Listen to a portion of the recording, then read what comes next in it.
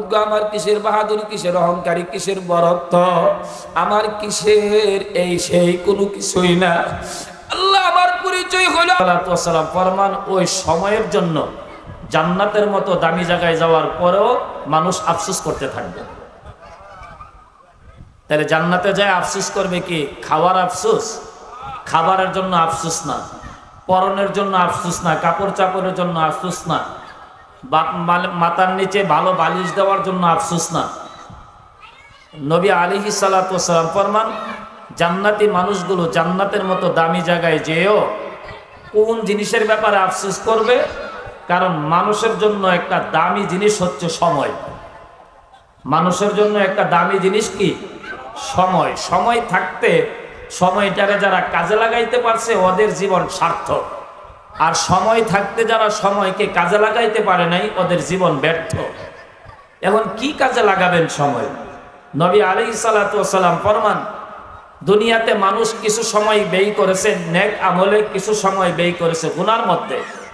জান্নাতের মধ্যে যাওয়ার পরে যখন নেকের মধ্যে যে সময়টা সে ব্যয় করছে দেখবে তার দুনিয়াতে থাকা অবস্থায় একবার সুবহানাল্লাহ বলার কারণে তার আমল নামায় এত লক্ষ লক্ষ সওয়াব, একবার লা ইলাহা ইল্লাল্লাহ জবান দিয়া বের করার কারণে লাখ লাখ সওয়াব তার আমল নামায় দেখবে। তখন মানুষটা আফসোস করবে আর বলবে হাই রে, আমি যদি দুনিয়াতে থাকা অবস্থায় আর কয়েকটা বার যে সময়টা অনর্থক চাষতলে বসে গল্পে কাটাইছি, যে সময়টা টেলিভিশনের পর্দার সামনে বসে অনর্থক আমি বেগানা বেহায়া বেলাজা ছবিগুলো এই দৃষ্টি করে আমি দেখছি এবং সেটার মধ্যে আমি মজা পাইছি, আফসোস আমি যদি এই সময়টা ওই কাজে না লাগিয়ে আল্লাহর জিকিরে, কোরআনের তেলাওয়াতে, ইবাদতের মধ্যে লাগাইতাম তাহলে আমার প্রমোশন, আমার মর্যাদা তো আরো বাইরে যাইত। এই কি সেরে ফুলাফানগুলো কি করে?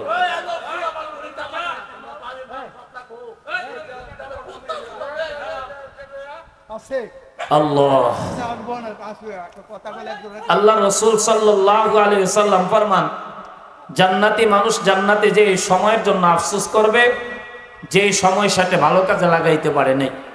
এই জন্য অনুরোধ করব আজকে আপনাদের জন্য এই সময়টা মাগরিবের পর থেকে নিয়ে যতক্ষণ হযরত উলামায়ে কেরাম বয়ান করবে সেই সময় আপনারা এখানে থাকবেন। আপনাদের আমল নামায় আল্লাহ তাআলার ফেরেশতারা সওয়াব লিখতে থাকবে।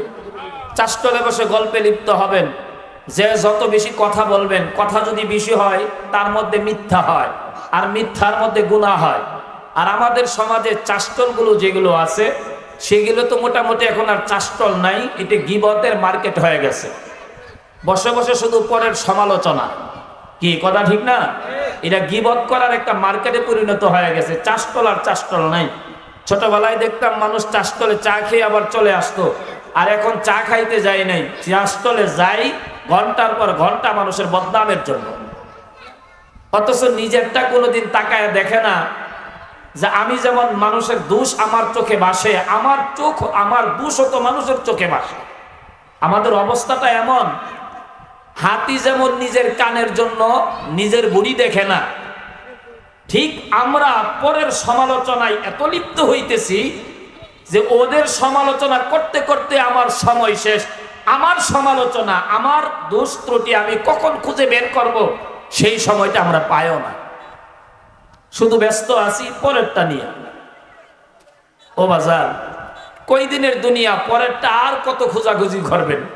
একটু নিজেরটা খোঁজার চেষ্টা করেন। হযরত আলী রাদিয়াল্লাহু তাআলা আনহু তার সন্তানকে বলতেন, বাবা তোমরা তোমাদের নিজের দোষগুলো খুঁজে খুঁজে বের করবা আর সেগুলো সংশোধন করবা। দেখবা এক একটা দোষ সংশোধন করার পরে আরেকটা দোষ তোমার চোখের সামনে ভেসে উঠবে। তোমার দোষ সংশোধন হওয়ার আগেই তো তুমি কবরে চলে যাবা, আবার পরের দোষ তুমি কখন তালাশ করবা? আজকে আমাদের অবস্থা, আমরা নিজকে নিজে সংশোধন করতে চাই না, আমরা শুধু পরের সংশোধন চাই। কি কথা ঠিক না?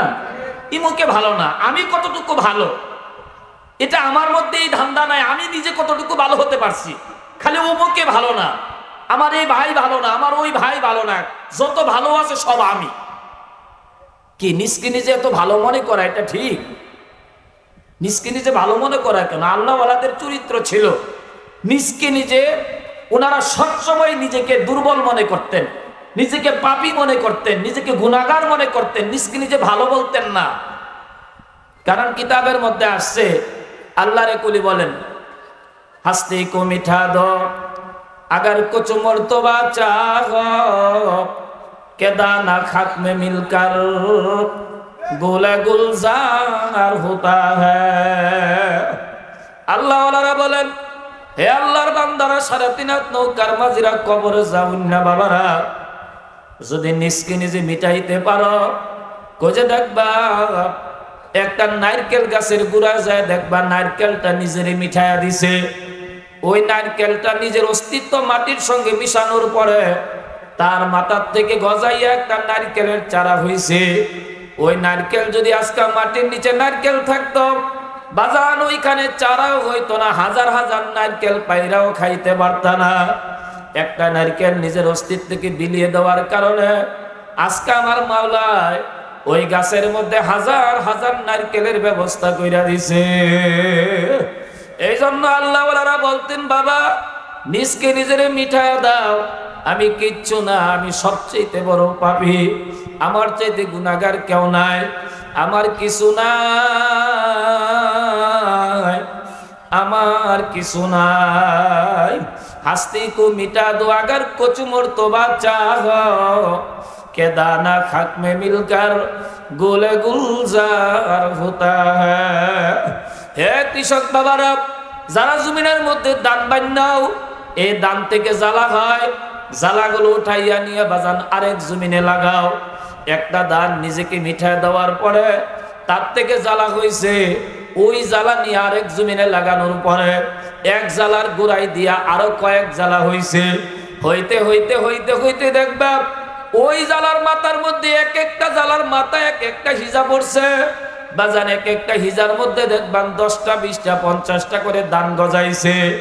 যেদিন তুমি জ্বালা দান বানাইছিলা বাজান, ওই দান যদি নিজের অস্তিত্বকে মাটির সঙ্গে না মিশাইতো তাইলে আর জ্বালার আশা করতে পারত না। আর জ্বালাই যদি না হইতো বাজান, ওই ক্ষেত থেকে মনের মন দান পাওয়ার আশাও করতে পারতাম না। এই জন্য কপাল পুরারা ভালো করিয়া মন রে বুঝাওয়ারে মন, আমার কিসের অহংকারী, আমার কিসের গৌরব না, আমি কিচ্ছু না, আমি তো 2 কাতরা নাপাক পানি দিয়া তৈরি মানুষ, আমার কোনো অহংকার নাই। অহংকার যে করতে পারবে, অহংকার করার একমাত্র যোগ্যতা রাখে তোমার আমার আল্লাহ। কারণ আমার মাওলা যদি কোনো কিছু করতে চায় বাজার, তোমার আমার কোনো সাহায্য সহযোগিতা কিচ্ছু লাগে না। আর আমরা যদি কোনো কিছু করতে চাই, আমার মাওলার 1 সেকেন্ডের সাহায্য ছাড়া আমার আর তোমার কোনো কিছু করার ক্ষমতা কিন্তু নাই। হে বাজার, আমি কথা বলতেছি, আমার মাওলা যদি 1 সেকেন্ডের জন্য আমার জবান বন্ধ করে দেয়, আমার আর একটা কথা বলার ক্ষমতা নাই। বাজান আমি দেখতেছি আমার মাওলাই যদি 1 সেকেন্ডের জন্য আমার দৃষ্টি শক্তি অফ করে দেয়, আমার আর খোলা সম্ভব না।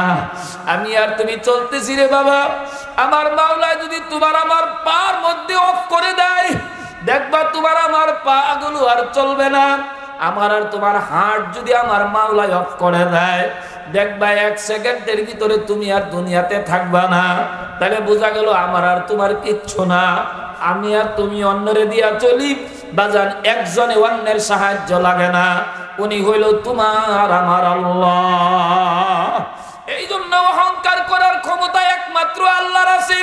মানুষের আবার কিসের অহংকার?